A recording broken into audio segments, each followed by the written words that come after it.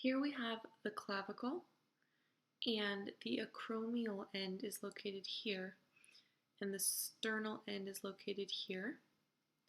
Moving on to the scapula, we have the coracoid process here. The subscapular fossa is here. Turning it, we have the glenoid cavity right in here. This is the spine. This is the spine. The acromion is located here. The supraspinous fossa is this, and the infraspinous fossa is located below. The sternoclavicular joint is right here, and the acromioclavicular joint is here. Moving on to the humerus.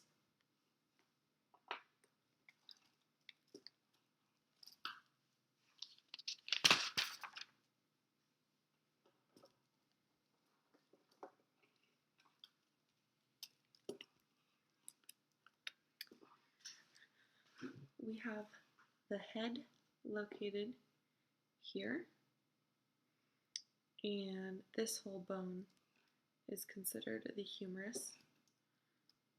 The greater tubercle is located right here. The lesser tubercle is located on the front. The deltoid tuberosity is located here. The medial epicondyle is right here. The lateral epicondyle is on the outside. The coronoid fossa is located here, and that is used for, that meets up with, the coronoid fossa on the humerus meets up with the coronoid process on the ulna. The capitulum is here, and that articulates with the radius. The trochlea is here, and that articulates with the ulna. The olecranon fossa is easier to see here. Is here, and that articulates with the olecranon process of the ulna.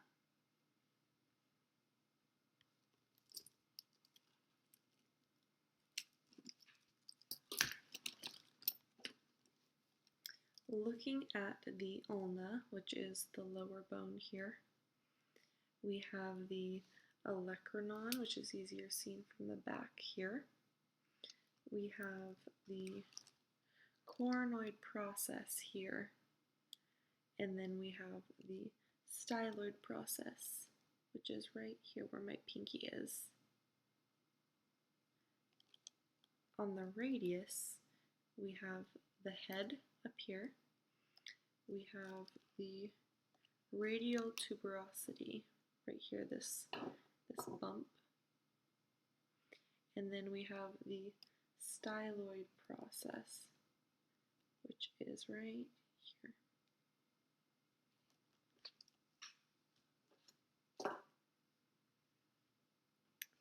On the carpus,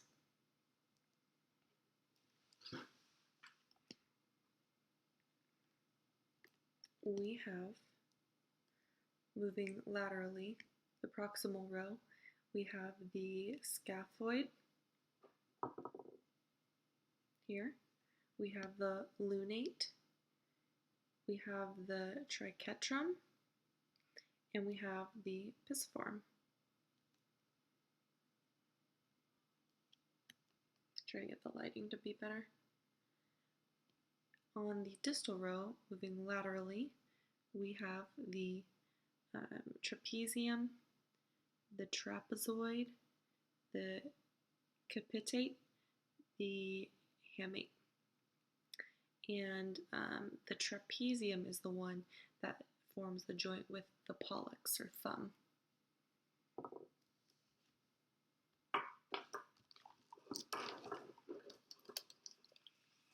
Moving on to the pelvic girdle.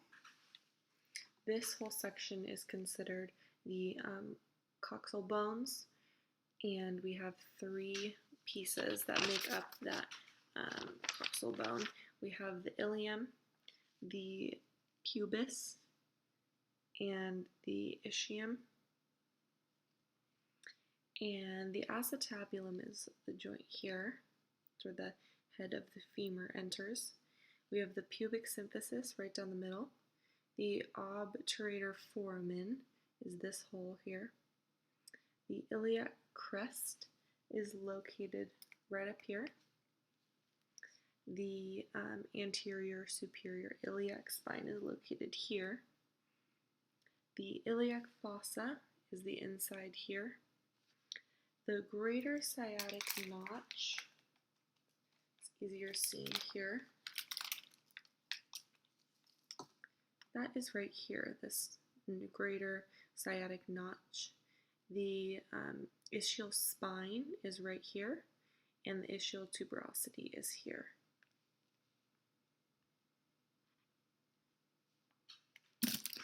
For the femur, we have the head,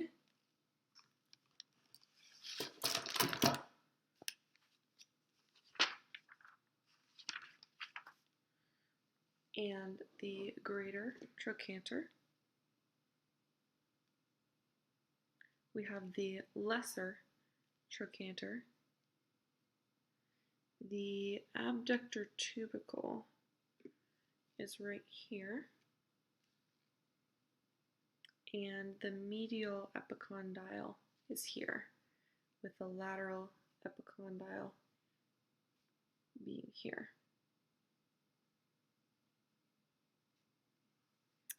The lateral condyle can be seen here, and the medial condyle can be seen here, with the patella in the front.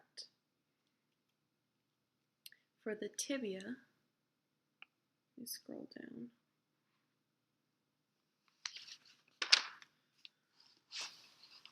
We have our tibial tuberosity here, our medial condyle here, the lateral condyle here. The medial malleolus is located right here, and the proximal tibiofibular joint up top, distal tibiofibular joint. On the fibula, we have the head, and we have the lateral malleolus. On the foot, we have the tarsus here that articulates with the tibia. We have the calcaneus here on the outside. The cuboid is located just below that one. The navicular is located just below the talus. The medial cuneiform, intermediate cuneiform, and lateral cuneiform, along with the metatarsals, phalanges, and then the hallux, which is the big toe. And I don't know if I mentioned those on the hand as well. Bringing the hand back, we have the metacarpals here, followed by the phalanges.